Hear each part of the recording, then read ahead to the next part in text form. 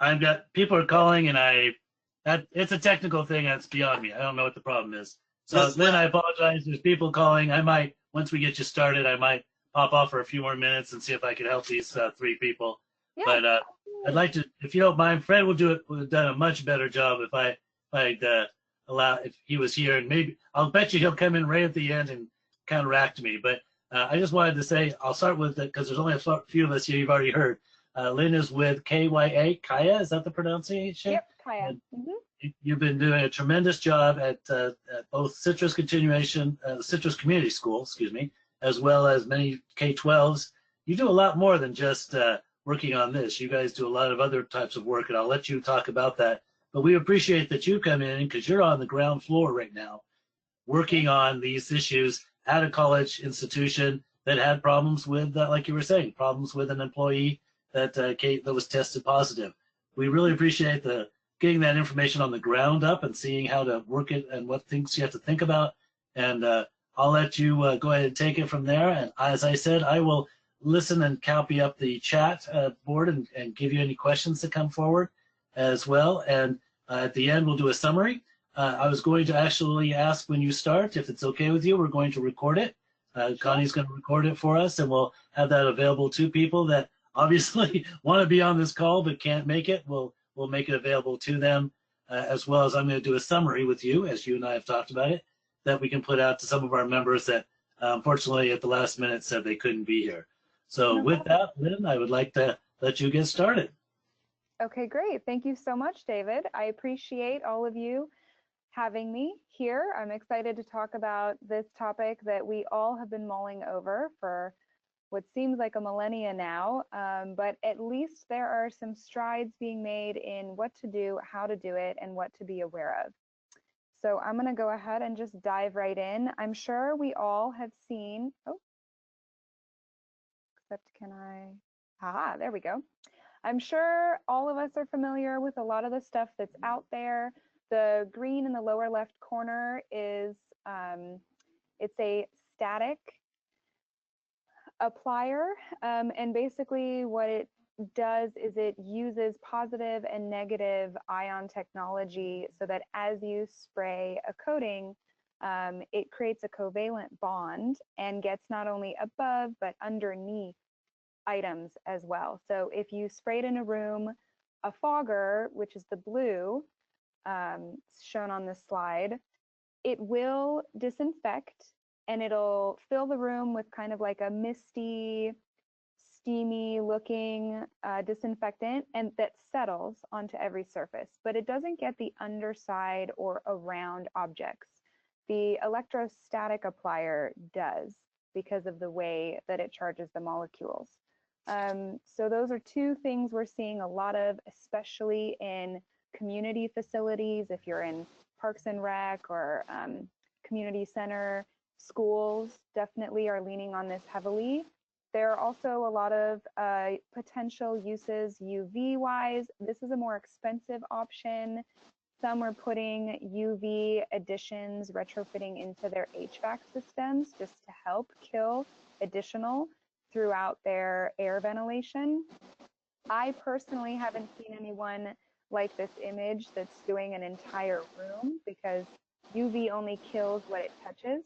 So once again, you have to have pretty comprehensive coverage if you're going to go the direction of UV. And then of course there is the full top to bottom sanitizing and disinfecting that we like to do with commercial size application. So this is what a virus looks like. It is 1,000 times smaller than a bacteria. And why that's important and relevant. Lynn, this is David. Lynn, I'm so sorry. Do you mind sharing your screen? I think we're not able to see your screen. Oh no. You were at one time. Oh, maybe on my phone. I'm using a cell phone, so maybe I can't see. I could see it. Sorry. It's okay. Okay. Okay, that must be me, just me. No problem. No. Continue, please. Absolutely. Is it still sharing, or did I click on? No, now it's not. Okay, sorry. Hold on, we'll get her back. Let's. That's okay. I got it. I got it. There we go. Excellent. Perfect. Thank you. Yeah, no problem at all. So the reason why this is important when we're talking about COVID-19 or any other virus is because it's so tiny, it impacts different surfaces in a different way than what we're accustomed to with bacteria, mold, or mildew, which are also very standard issues that facilities tend to deal with all the time. So to introduce you to this specific virus with COVID, I borrowed a couple slides from UCSF. I was on one of their presentations, and they had some pretty interesting data that they had done on testing in terms of the persistence of the CoV-2, which is the same, that's just the scientific terminology for COVID-19. And they decided to test not only different types of surfaces, but what environments those surfaces were in. So whether they were porous versus non-porous, hard surface versus tactile material, and the environment as to the temperature and the humidity within. And so this is a little bit of what they found in terms of the half-life when COVID is on an item or aerosoled into the air. And when I say aerosol, I mean the little particulates that come out as we speak, as we cough, as we sneeze. We're constantly sending aerosol particulates into the atmosphere around ourselves as we go about our daily lives. So the virus does die with time, although that's not a solution to disinfecting. It does let us know how long should we let an area rest before potentially sending in a cleanup crew to deal with that contaminated area. So the good news is that the half-life is pretty fast. So they say if you want to play it safe, let the area stand for 24 hours before sending in a clean crew, since it has been contaminated with COVID-19. And if you're not sure tracing wise as to where the contaminants were housed within a building, to be perfectly honest, if you enlist a professional company, it's pretty economical per square foot of the building. So you might as well play it safe and do the whole building as opposed to just a wing, unless you can guarantee that that contamination was contained in only one area. So the interesting thing is that the half-life actually changes depending on what material the virus gets on. So for something that is a little more porous, like cardboard, it survives shorter than if it's on a direct hard surface like stainless steel, plastic, or even glass. So that's something to take into consideration when you're dealing with your facilities and how you clean them. In terms of transfer, they tested a dollar bill and clothing and then hard surface like stainless steel handrails as to how much transfers from that surface to a newly introduced surface. And the interesting thing is that actually anything really porous like paper was very, very low transition, which is great news. So as schools or facilities are thinking about having, you know, a sign-in sheet or pieces of paper in some ramification, the likelihood of transmittal on those pieces of paper is very, very low and highly unlikely. However, transition rate goes up when the humidity goes up. So for whatever reason, if you're in a more humid environment, I know we have David from Hawaii, Hawaii might be a little more prone to transmittal because of that higher humidity environment that even gets into the internal integrity of a building as well. Now, HVAC helps because it's basically a dehumidifying process as it cools the air, but even within like a rec center, showers, locker rooms, stuff like that is something to think of as we're dealing with this virus. The other good news is that sunlight does have a really great kill ratio and turns the half-life into much shorter when it comes to viruses, not only COVID-19, but others like MRSA and SARS and other viruses that we're accustomed to dealing with on a daily basis. And they were able to test this in a lab. You can see the mechanism that they utilized that simulated a standard sunny day. So for those of us in California, we have some surfaces, as long as they're in the sunshine, that helps a little bit, which is why typically grass and outdoors, they feel pretty confident as long as you maintain your 6-foot distance from each other. It's very unlikely that you're going to pass along and contract COVID-19 from each other. Then, could I ask very quickly, for the sunlight, is it the light or is it the heat that kills it? So as far as I could see from their study, it's a combination. It's the infrared radiation essentially that comes with the sunlight. So the heat helps, but it's really the infrared radiation that kills the virus. I hope that answers. Thank you. Yeah, no problem.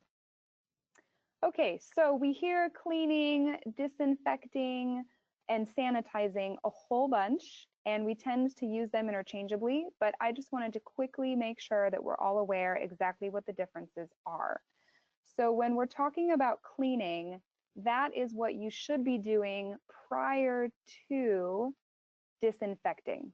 Cleaning is removing all debris or surface grime from any hard surface. Obviously, if it's a cloth-like material, if it's capable of being laundered, preferably launder it prior to applying the disinfectant. If that's not possible, like upholstery, there are quite a few different disinfectants and application processes that are designed for upholstery specifically. But the good news is, remember, upholstery is non-porous, is porous. It's and porous. So for porous, it has a much shorter half-life for the virus to stay living on that surface. It's really the hard surfaces and the high frequency touch points that we need to be the most concerned about. But cleaning is critical, because if you have a spill or a dried piece of gum or fill in the blank, and you don't clean that off before applying the disinfectant, it will disinfect, but it's sitting on top of whatever that grime, smear, smudge, or film is on your surface. So if that were to get wiped away, you now no longer have the disinfectant on that area, which is why cleaning first is of high priority. So then there's the disinfecting. Lynn? Yeah. Do you see there's a question in the chat? Let me go to it. I'll take a look. We'll just tell it to you. Why are the cases so high in dry Arizona and Texas? Do you know possibly why those two states seem to be having high cases? So I don't know the direct correlation answer to that, other than I do know that Arizona and Texas have had a lot more relaxed practices and social distancing, a lot more open than what some other states have been. So that could just be proximity contact, people to people and person to person. So far, I haven't heard of anything. Of course, the studies are still going on. I'm sure we'll know more in a year, but I haven't personally heard anything of high contract rates from surface to person. It's mostly person to person interaction, and what the CDC defines as potentially harmful interaction is if you are within 6 feet of another person and neither one of you are wearing masks and you're with them for a period of 15 minutes or longer. They say that the potential for contraction is much higher. That also goes up if you're eating. I don't know if that's just because when we eat, we tend to salivate more, and so maybe more aerosols wind up in the air, but taking higher caution when you're eating, if you're eating in or around strangers that aren't part of your household, that's another thing to be cognizant of. So I wish I had a more clear answer, but it's, in my humble opinion, probably proximity related, person to person. Well, Okay. if humidity has a large effect, are we really in trouble as winter comes? So that's a really good question. I guess we'll have to kind of wait and see. The only thing that the study showed that was done February or January to April from the USDC was that in a higher humidity environment, the virus lives longer. So that doesn't mean that it is harder to kill or harder to get rid of. It just means that the shelf life gets elongated. So you don't have the same luck that if it was shorter, you might not know something's contaminated and the virus dies off before someone else comes into contact with that surface. So as the humidity goes up, we just need to be more mindful of when we clean and disinfect those spaces. We need to do a little bit more diligent and regimented job of focusing in those areas, making sure that every crack, crevice, cranny is treated to ensure that that virus gets killed off if it has been contaminated.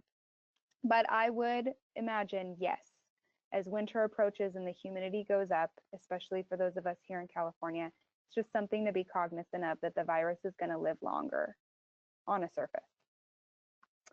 So disinfecting, there's a lot of different types of disinfectants. If you go to the CDC website, they have an entire list of approved disinfectants that can be utilized.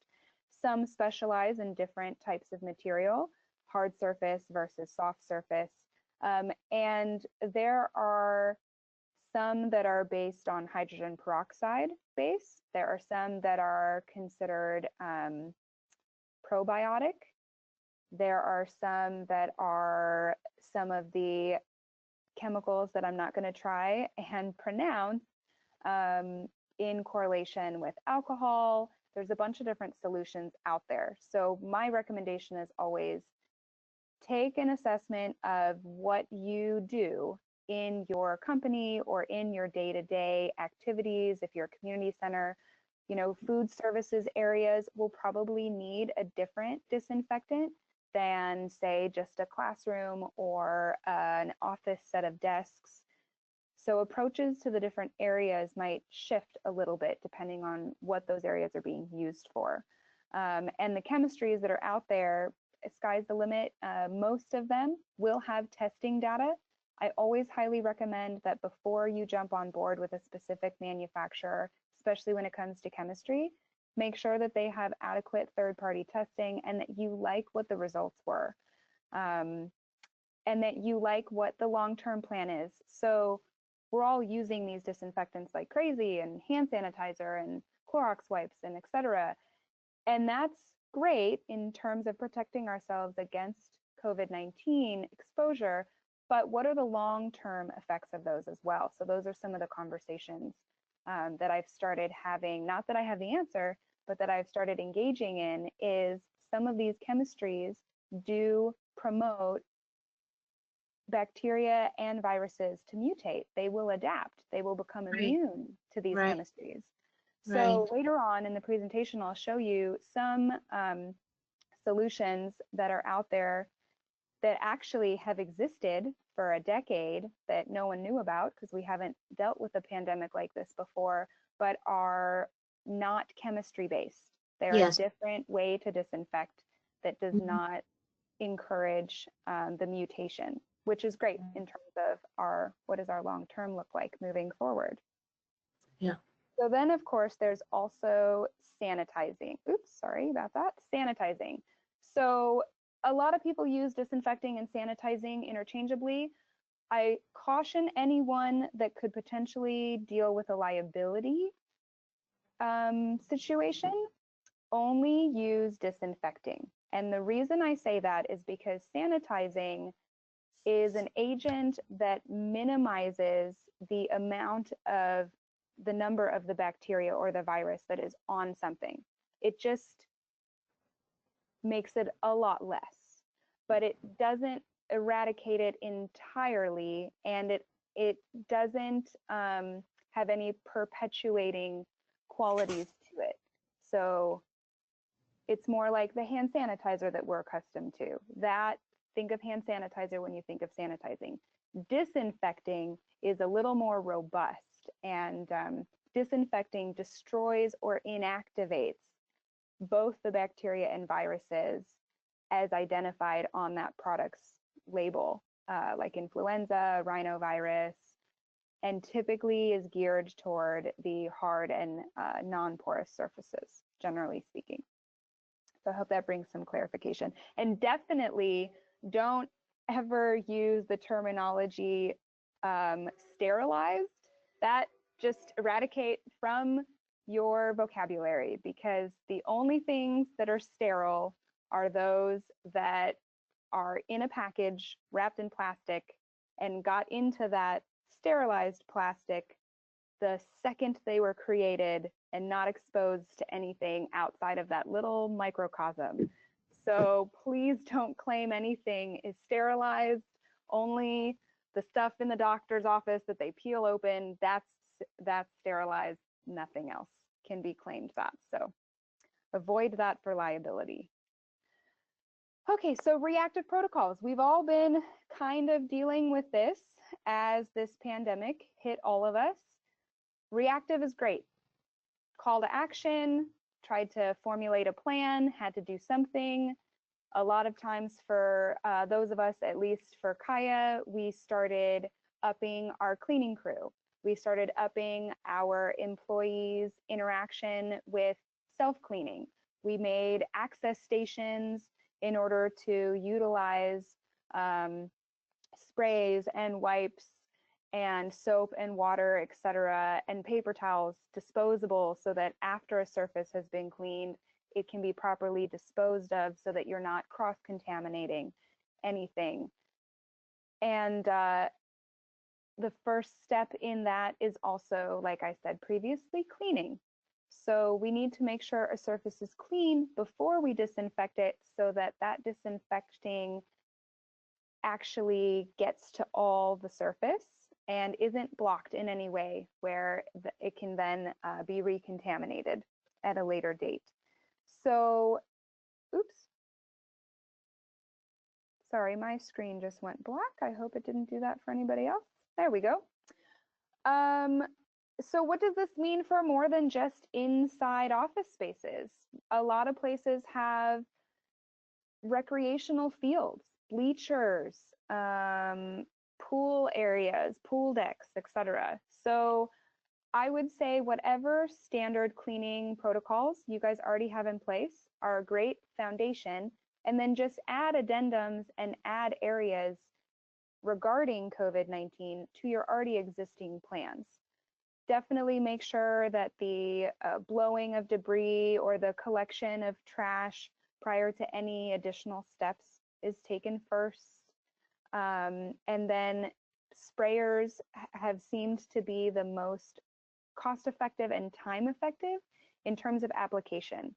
There are certain, if you don't want to hire a company to come in and do it on a commercial basis, there are individual units that can be purchased that only require minimal training. And the most important part is getting the chemistries right and having the proper PPE, which is the protective gear, in order to utilize those types of equipment. So on the first slide, when we first started, I showed the difference between a fogger and an electrostatic sprayer. The fogger only requires a dust mask, gloves, an apron, goggles, and it's as long as you're using approved disinfectants for that particular machine, there isn't high risk in terms of exposure for the chemistries to the person that's utilizing it. Now, when it comes to the electrostatic sprayer, that's a little different because, as I said, with the covalent bond, it wraps things entirely. It gets under stuff. From a molecular standpoint, we think that my keyboard is touching my desk, but at a molecular level, there's a gap. And so that electrostatic gets into that gap and coats everything. Well, that means that the person applying it also gets coated, head to toe, all the way around. So that requires the entire Tyvek outfit with the hood, totally sleeved, booties, goggles, and a respirator, because for electrostatic application, you don't want to be breathing any of that in, because it will coat you the same on the inside as it does everything on the outside. So definitely make sure proper PPE is used. So there's an example of just a standard sprayer. That one actually looks like it was a garden sprayer for pesticides, and they repurposed it for disinfectant solutions. That's totally fine. I know that there are some YMCAs, because they're not as stringent as school districts, for example, can utilize like a mild bleach solution. They have a couple more options available to them that are not available to school districts or to healthcare facilities, due to the proximity of potential sensitizing. So that is another thing to consider. If you're going to be doing a lot of your your disinfecting yourself with your own team, just pay attention to those who could potentially develop sensitivities to those chemistries, and what chemistries you're choosing to purchase and utilize, and what they're made of in regards to potential for becoming sensitive to it. Another thing, natural versus synthetic. When we're dealing with our hard surfaces, is it wood, natural wood, or is it like a vinyl? There's a lot of different floorings out there. There's a lot of different surfaces out there, from countertops to what furniture is made of. And the only thing we've really found in this process to take into consideration is the level of moisture applied when it's natural. So when you're dealing with a natural wood surface, maybe the longer dwell time of 10 to 15 minutes saturation might not be the best solution for that particular area, because you don't want that much moisture sitting on your natural wood floor for that long on a daily basis, or sometimes even multiple times a day as you disinfect throughout your routine. So, like I previously said, definitely assess your facilities, assess what is utilized and how it's utilized, and then formulate your chemistry plan and your cleaning plan and your disinfecting plan according to what those spaces are and what they're made of. Community centers, we already touched on. Gyms, I know a lot of gym equipment is very specific as to what type of chemistries can be utilized so that it doesn't adversely impact their electronics or their sensors. So we know from our unit that goes out, we have a very different approach if we're doing a gym than if we're doing an office building. And that goes down to the chemistries, and that also goes down to the application. Oftentimes with gym equipment, we will spray the seats and anything that's a touch point in terms of hands or the weights. But when it comes to the electronic components, we have a different application similar to a Clorox wipe that leaves less residue, so not as much moisture as a sprayer, but still gets the same disinfecting effect. Locker rooms, same thing. The nice thing about locker rooms is that typically speaking, they're pretty much all hard surface. So we actually had a client that had us come out and do their locker room and their showers, and they were concerned about all the aerosol and the steam and et cetera. And so what we recommended to them is that obviously once you disinfect, if you're only using a solvent solution, there's no perpetuating kill factor after the fact. It will get reintroduced to viruses and bacteria and mold and mildew, and it won't combat that, and then you'll have to do the process over again. And so for this particular client, they had a great team and had full PPE gear because they also have electrostatic appliers. And so they just pressure wash. They put on their respirators, they put on their garb, and they pressure wash with soap and water. And soap and water works. I actually have a slide later on that'll show how soap and water is an effective killer for the virus, in addition to lots of other things, and slightly more cost effective if you have availability to that. And the added benefit is that if you pressure wash your showers and whatnot, all the grout is getting cleaned, all that soap scum is getting off, in addition to disinfecting against the virus. Pools is a hard one. The good news is that most pools are chlorine based or have chemistries that are already designed to kill off virus, bacteria, and other mold, mildew, algae, etc. In terms of what that means for testing, I would recommend definitely increase the amount of testing. So if you have a community center that is doing soft opening and allowing signups to have socially distanced events like water aerobicize and whatnot, that's perfectly fine. But take into consideration that you might want to have people bring their own chairs. So don't allow them to utilize your outdoor lounge equipment. Maybe even remove it off site if you can, so that people aren't tempted to grab one. Otherwise, you will need to disinfect those types of equipment and furniture after each session of people go through, in order to make sure that there isn't any contamination. But as for the pool itself and even the pool ground surfaces, like we said, when there's really good UV contact, if you are somewhere sunny, it kills it off pretty well. You could probably do maybe a daily power wash. There are some disinfectants that are designed for outdoor use that have a little bit better longevity for dwell time, so they don't dry too quickly, so they still get the killing capacity. And then bleachers, I tried to think of weird and unique areas that all of us might be dealing with in terms of these types of things. I actually think bleachers would be the biggest nightmare. If I had it my way, I would just tell people maybe don't utilize bleachers until further notice, because the level at which there are touch points in a set of bleachers is staggering. And the only good news is that if they're exterior and they happen to be made out of aluminum, you could just spray them down and let them sit there, disinfect, and have no worries. So Citrus College is actually how I was asked to come here and talk to you guys. Fred Diamond, I don't know if he made it on the call or not, but they actually had a positive case happen in one of their buildings.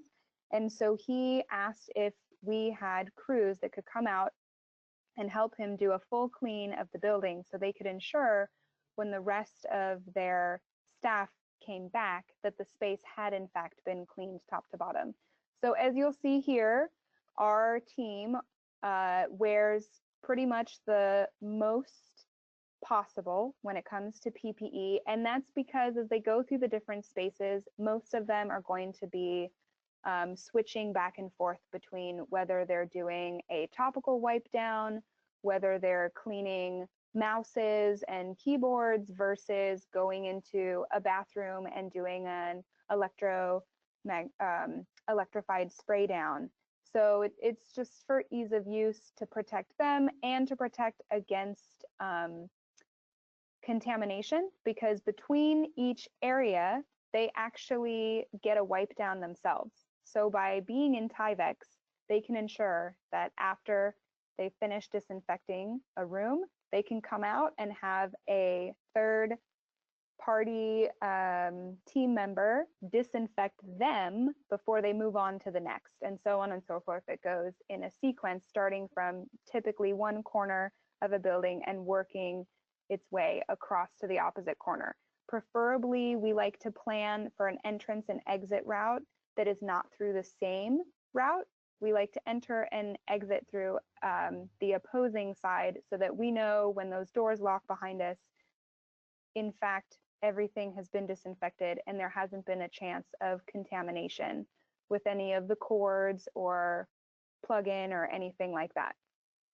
So if you are going to disinfect your own site with your own team, it's just like if you're mopping a floor. Think of it like that. Start in one corner, work your way toward the exit, and then once you exit, make sure you don't re-enter and move on to the next space and do the same thing. So just try and be systematic about it. And I do have some resources if you guys are interested in some of the mapping techniques that have been drawn out and some of the facilities. A lot of them are school related because that's predominantly most of our client base, but they're still really helpful if you're trying to devise a facility plan for your day-to-day cleaning and disinfecting routine. So this just shows a different area. They actually have a hair cutting school, so we got to go in and disinfect all the hair cutting as well. And as you'll see, there are guys doing wipe downs. There are guys making sure they are getting in all the nooks and crannies and crevices. They have Q-tips. They have pretty much every type of disposable applicator possible to ensure that all those little nooks and crannies really get touched by that disinfectant. And then you'll also see the gentleman to the right who is creating the aerosol. So sometimes it helps after doing the nooks and cranny wipe down is to do an aerosol spray and then let it have that latent sit time to disinfect. Some are okay to let it dry and then that's it. You don't have to wipe it down afterward. Just depends on the surface. Typically with glass, because nobody likes streaky glass, you wait until that latent time period is up to kill, and then you clean it off to make sure it's nice and clear and shiny again. But for most hard surfaces, if you don't have to see through them, it's fine to just let it air dry. So they also did their fleet vehicles, which is, I love that they gave us an example because we talk about it all the time, but it's such an easy area to forget about. You know, you disinfect your manufacturing plant, but you don't disinfect your fleet of vehicles if that person could have had contact with those vehicles. So Citrus College did it right from top to bottom. They made sure every potential contamination zone was handled and handled by a professional crew. We are willing and happy to help train if you have any team members or if you have a custodial crew that wants to learn how to properly disinfect a space. We do have some training capacity to help with that if anyone needs help. So proactive protocols. We just basically discussed a lot of reactionary things as this event happened to all of us out of nowhere, but proactive protocols. Since then, we have now come up with the social distancing. I always like to mention messaging. Whether you're a mom and pop shop or a restaurant, sometimes it's easiest to keep people feeling comfortable for those that are nervous or compliant for those that are anti if you have good signage. So upon entry, if they can see, here's the expectations for you, here's what we're going to ask you to do, then they won't get as affronted if they step in and they're not practicing the social distancing. A team member can ask, "Excuse me, sir, can you please stand on that circle? I really appreciate it. Thank you so much." And then on the reverse, if you're trying to bring clients in, they might be a little more comfortable entering your facility if they can see what you're doing to help keep them safe and to help keep your employees safe so that they have that comfort attribute in terms of entering. So this is something else that's available. The previous shot was just branding techniques. There are a lot of screens available. The one on the left is just like a film. It's not full plexi, and I don't know if you can tell, but it's Velcroed on each corner.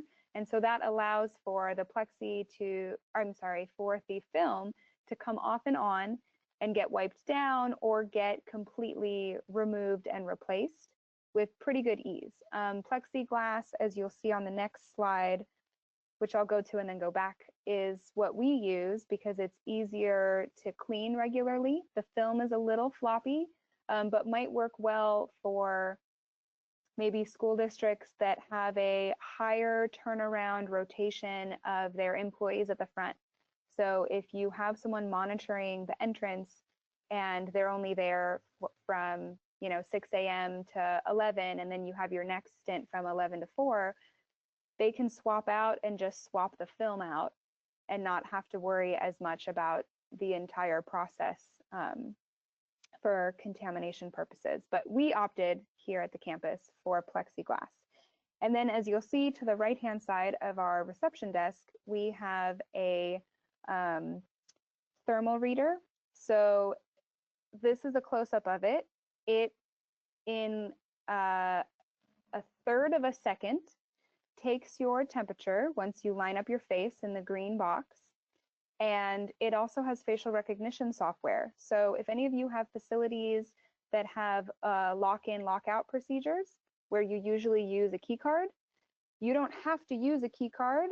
With this device, you can program in any number of faces that you want that it will recognize, and it'll also take their temperature so that if someone were to step up that usually has access to your building and their temperature is above the recommended 99 degrees, then the door will lock them out and they will not be allowed access to the building, and they will receive that message as such, so that you can help eliminate the first line of potential contamination with anyone that's exhibiting potential symptoms of COVID-19. Now, we do not have a lock-in, lock-out.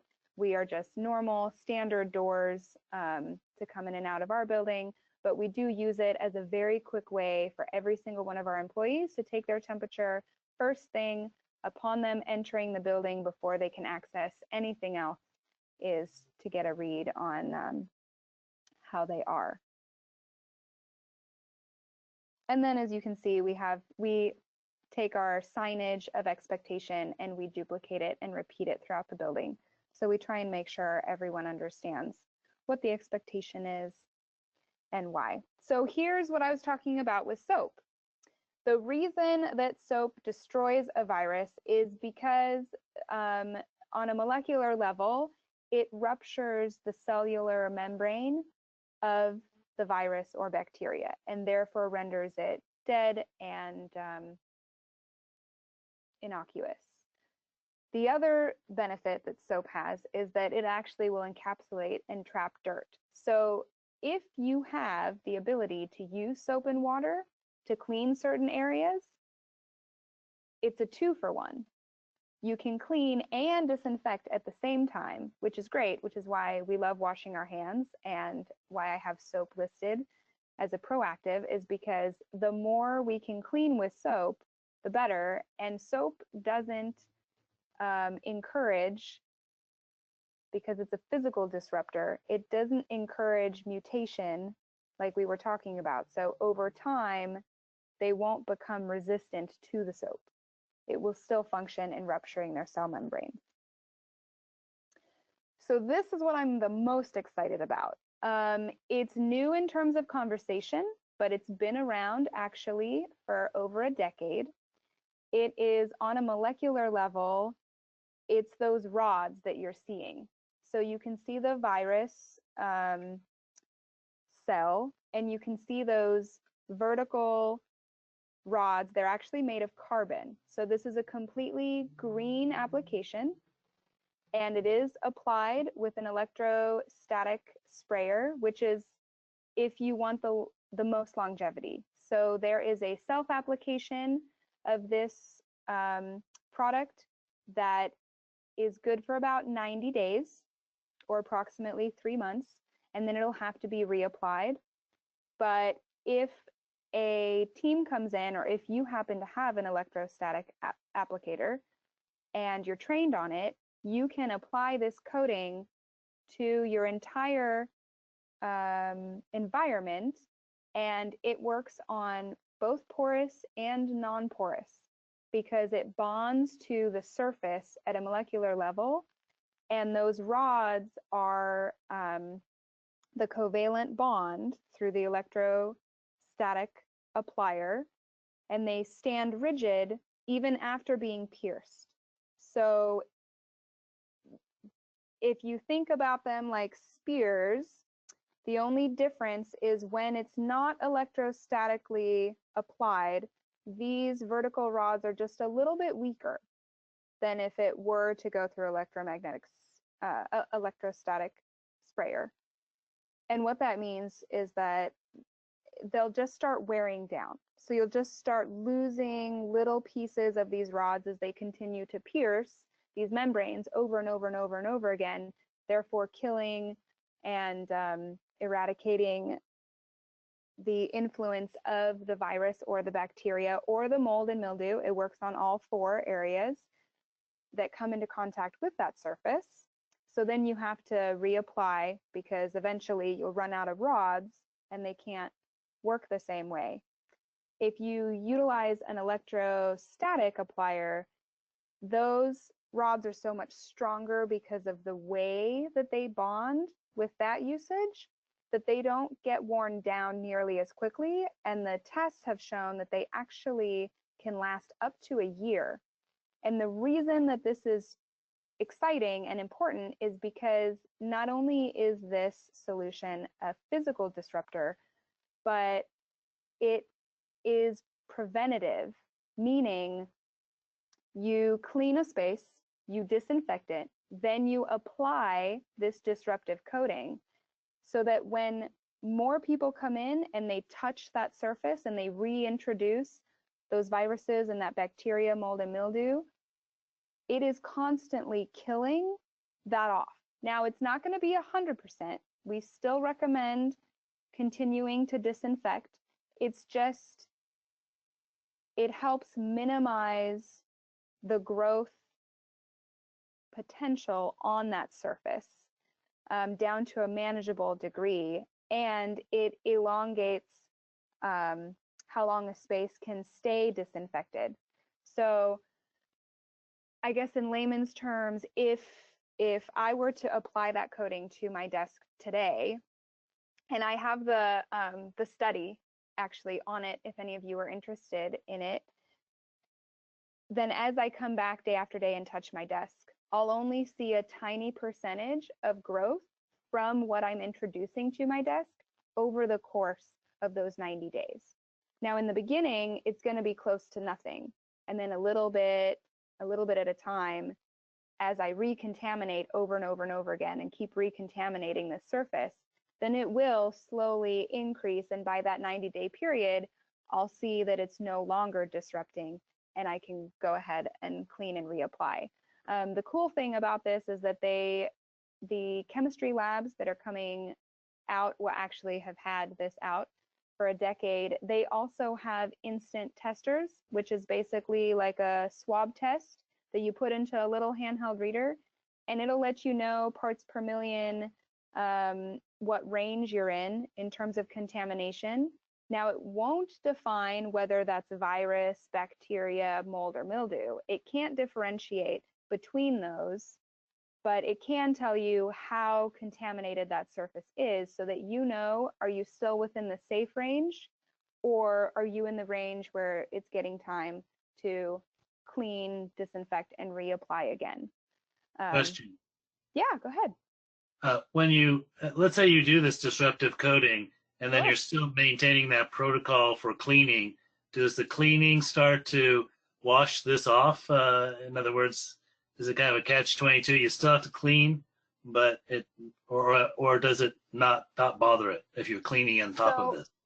According to the lab and according to the third-party testing, it does not adversely affect the disruptive coating. Nice. Yeah, which is great news. On a molecular level, they said that these carbon rods are designed to be rigid enough to pierce the membrane, but flexible enough to handle the day-to-day cleaning without breaking down. So within that 90-day period, you should be fine. Now, obviously, if you wait longer than that before reapplying your coating, maybe over time elongated or extended, possibly, but they do claim that cleaning, washing, soap, water, even abrasion is not going to remove this coating because it's a covalent bond on the molecular level. So it's so tiny that we can't disrupt it with ourselves or our items that we use to do this. And then I threw a couple resources up here. Like I said, mostly school related, because that's kind of those who are really heading the conversation, because they have no choice. They have to get ready for kids to come back. But there are a few more actually that are available if any of you would like it. The M&O maintenance and operations side of the cash organization came out with some guidelines, all revolving around COVID-19. And it covers everything from facilities to food prep to how to deal with your employees, and if you need more help, less help, timetables, how to track expenditures, how to shift your budget as it relates to COVID-19, et cetera, et cetera. So it's pretty comprehensive, and they're even adding addendums. I was just on a webinar with them today where they're going to be adding 2 addendums within the next week or 2 to it. So great resources. I guess now I would love to hear if anyone has any questions. I wouldn't say that I'm an expert, but I have done a lot of research on this, and I've been talking to a lot of people who are out there trying to figure out best practice. I have a question. Sure. Do you have any information on the airline industry? Many of us travel extensively for business, and just that airplane, it's the enclosed with the air circulating for 6 hours. I'm supposed to go to Hawaii 4 times a year, but wow. I don't want to sit on a plane. I mean, I do I don't want to sit on a plane for 6 hours with 600 people. Yeah. So do you have any information on what that industry is doing? So I do know, luckily, because it's a private industry, they have a lot more flexibility as to what they can use to clean their planes. Now, the question is, are they actually doing it appropriately? That I don't have the answer for, but I do know that they are introducing what I would call a fogger that rapidly disinfects both hard surface and soft surface. Now, they're supposed to be doing that with all the tray tables down so that the portion that is typically touched the most or would come in contact with food is disinfected. And they're also supposed to be wiping down all the hard surfaces. So every little knob, handle, the screen for the window, the knobs up for the air, allegedly is supposed to be getting wiped down between new people coming onto the flight. I personally haven't been on a flight yet, so I couldn't say whether they're following that or not, but I'm hoping that they are using some of these better technologies. Like if I owned an airline, I 100% would be using disruptive coatings because it doesn't adversely affect the material at all. You know, I'm not wearing down my upholstery faster or ruining my leather or whatever the case may be. I'm just helping deter growth.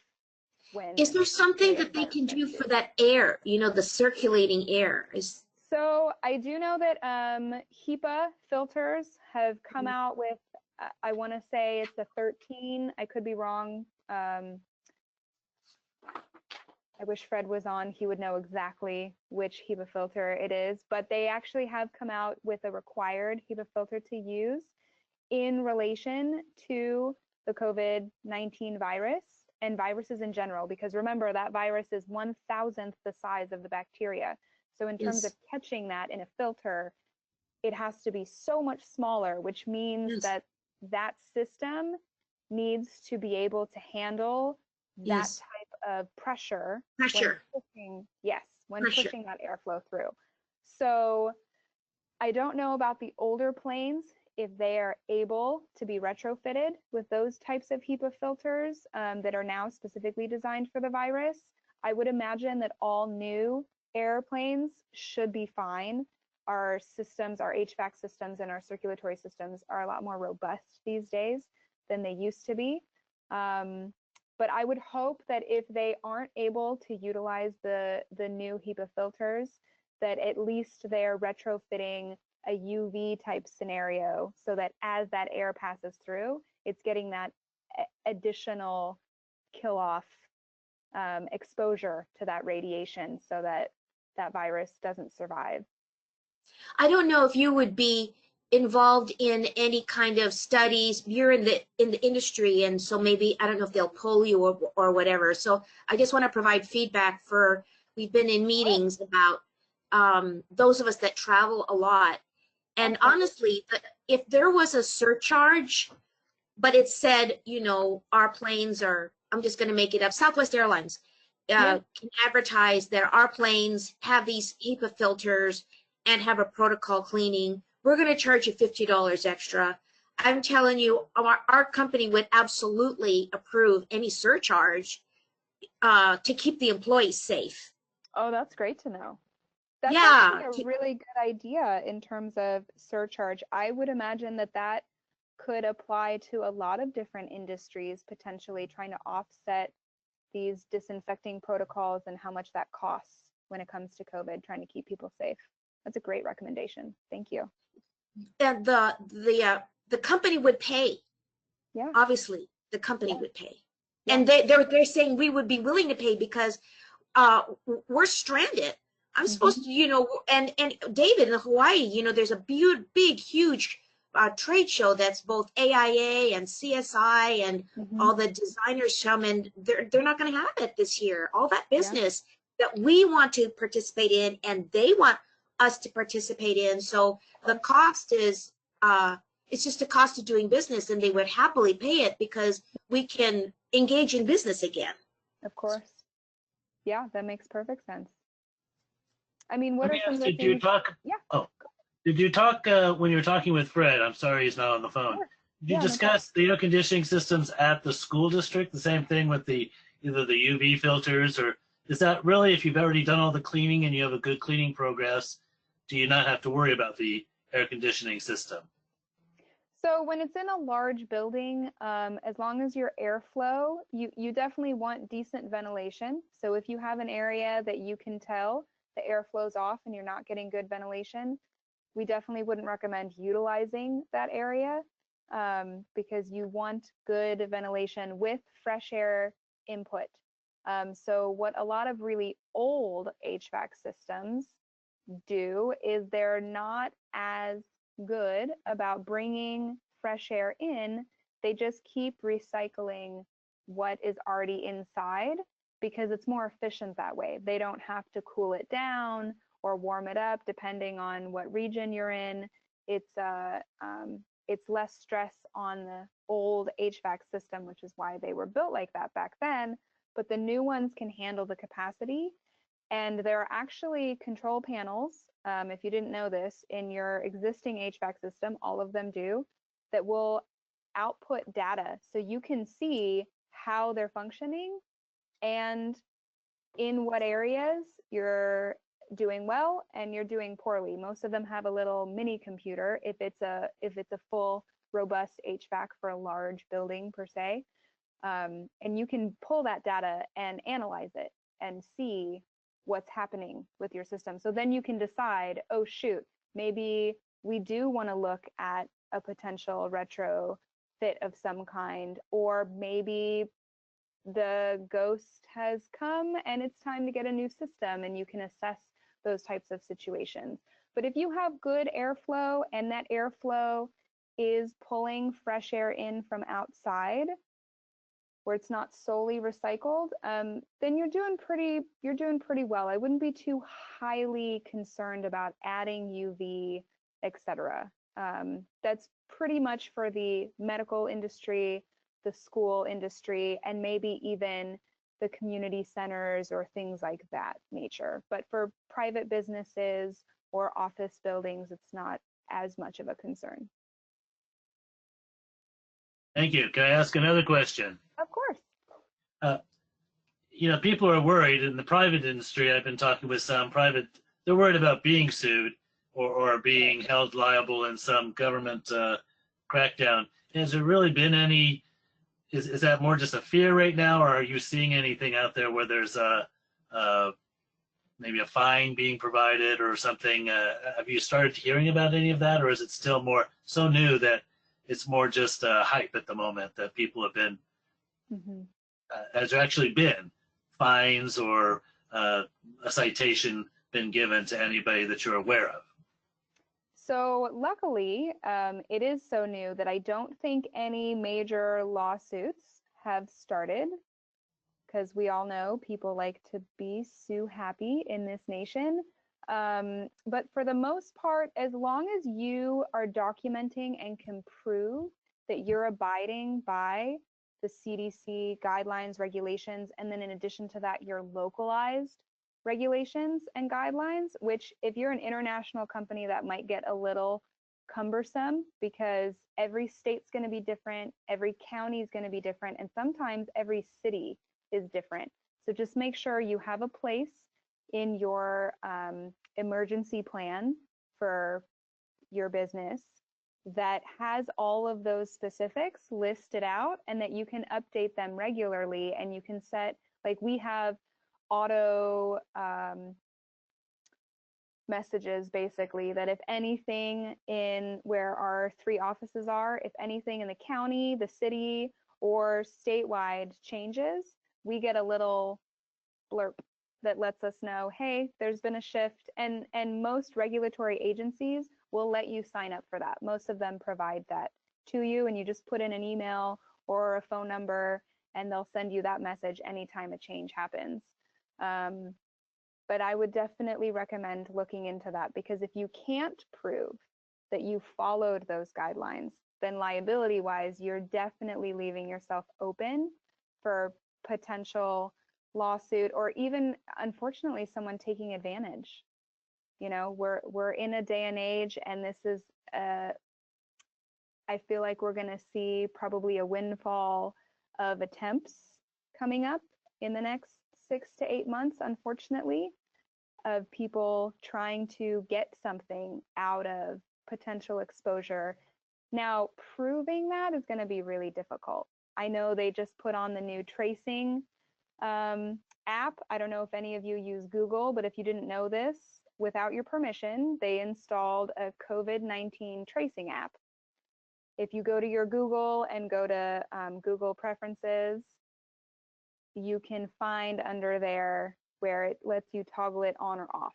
I have mine off, but if you weren't aware, that's there. I'm sure we're going to see a lot more of that, where they're going to try and be able to, if an outbreak happens in an area that they can identify, they're going to want to trace the steps of those people and who they came into contact with, and figure out who they need to tell and inform that, hey, you came into contact potentially, you might want to self-quarantine and go get tested if you exhibit any symptoms, etc. So Where that was was a digression, but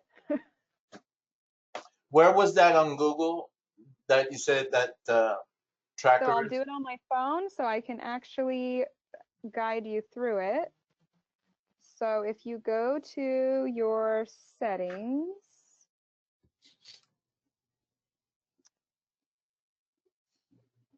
and then you go to Google settings, then you'll see almost as the first thing, COVID-19 exposure notifications. And you can toggle it on or off. I don't Just see know. that. I don't see that. Oh, you don't? No, I don't have Google. I have settings, but I don't have Google settings. And I use Google. Okay.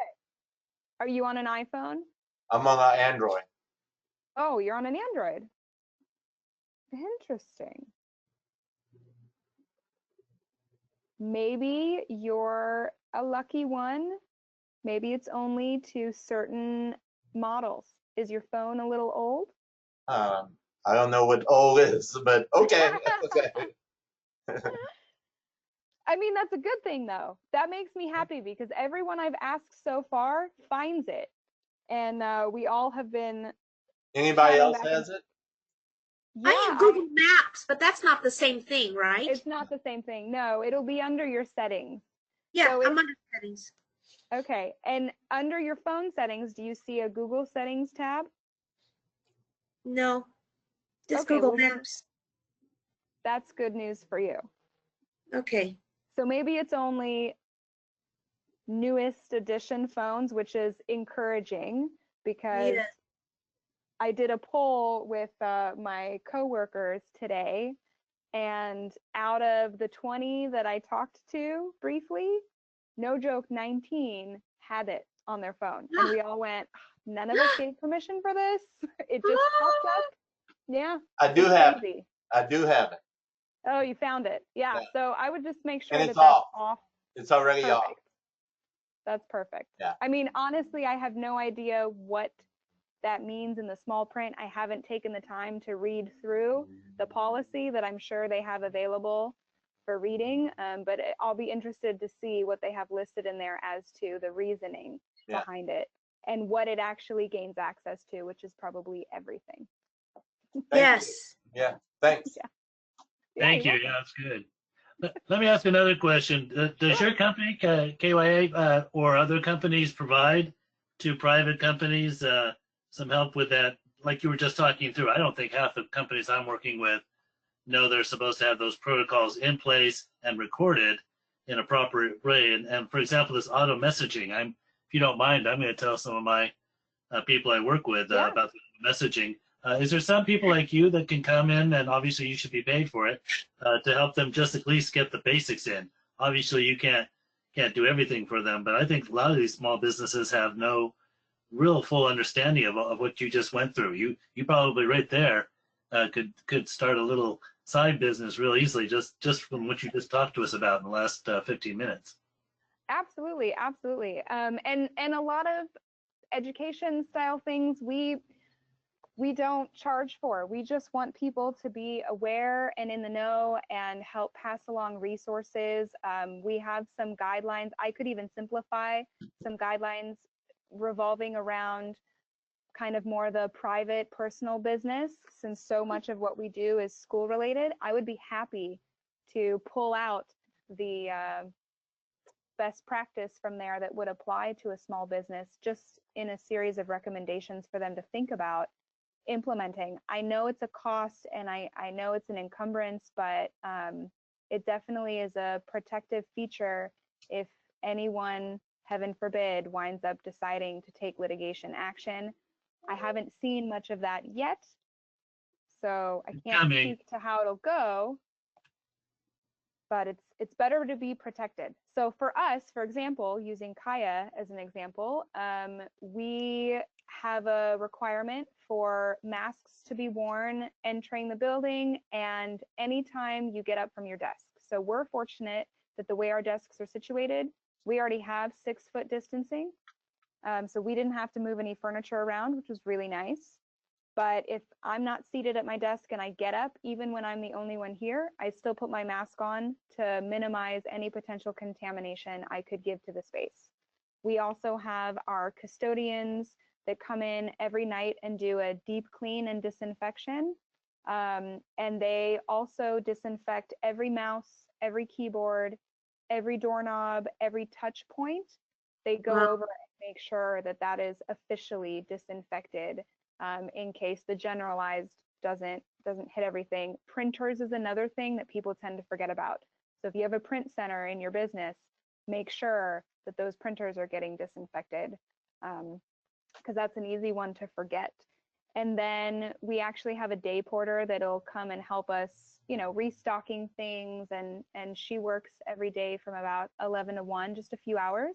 But we always have her go through and do all the touch points again. So all the doorknobs, both sides, the counters in the bathroom, all the counters in the break rooms and our kitchens, just to ensure that all the rails on the stairs, railings in the hallway, anything like that, she disinfects again. So we basically do 2 disinfections every day, but we also have a lot more people probably on our campus that we want to make sure we're not contaminating each other. But our team luckily has been really great about following our guidelines.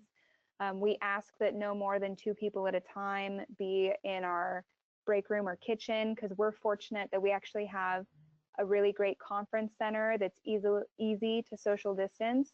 So that's kind of where people go in to have lunch if they're going to eat on site, because it's really easy to space each other out. Yeah, and so far, knock on wood, so far we're good. We haven't had any problems, even with 2 people being tested positive. They both caught it from their children and fortunately did not pass it on to anyone on campus. So our protocols must be working.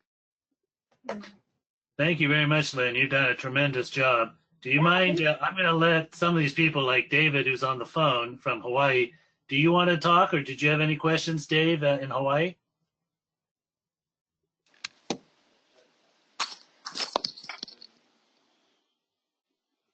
Sorry, say that again? Dave, did you have any questions or anything that you would like to ask? Yeah. No, but I commend you for all the thoroughness of it. It was very well and very understandable. I'm on school boards. I'm working on lots of multi-user facilities and so forth. And so it talks to a lot of different applications, not just for education. Thank you. Well, thank you for being here.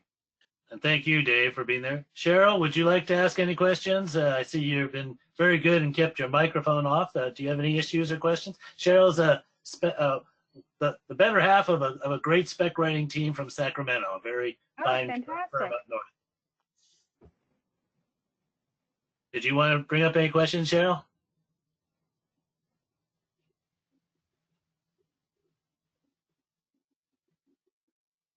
Okay, I guess she's locked off. Margaret, would you like to bring up anything or have questions? No, thank you very much. I would love to have the recording or have, I guess I'm thinking, I'm already thinking of people that could benefit who weren't able to make it today. So could I just refer them to you, Dave, or I would love to have Lynn's contact info as well, maybe to Absolutely.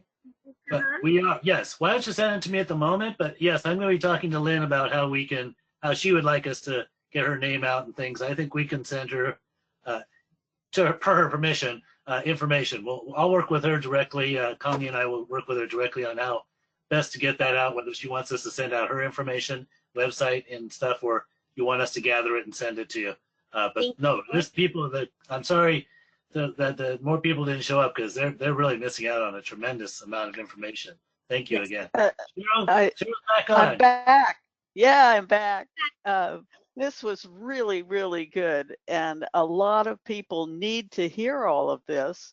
Right. And if we can use the recording and share it with other chapters in the region, that might be useful. I don't know if you had plans for that, but we could get a broader audience to hear. Just hearing you talk about the chemical aspects of all of this, Lynn, it's really, really interesting and not something I'd thought about. I'm just, I'm sitting here